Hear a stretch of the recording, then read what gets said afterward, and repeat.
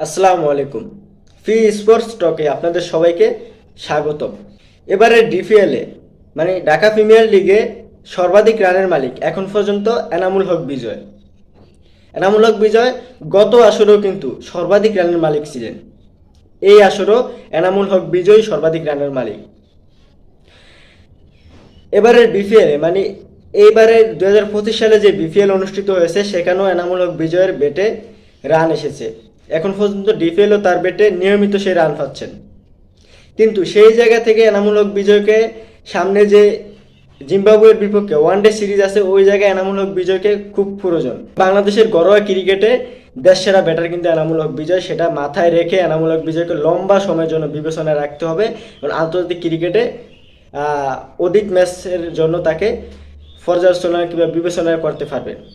এই জায়গা থেকে মনে হয় আমাদের কাছে যেটা আমার কাছে যেটা মনে হয় সেই দিক থেকে এনামুল হক বিজয়কে জিম্বাবুয়ে সিরিজে ওপেনিং পজিশনে তাকে রাখা খুবই দরকার।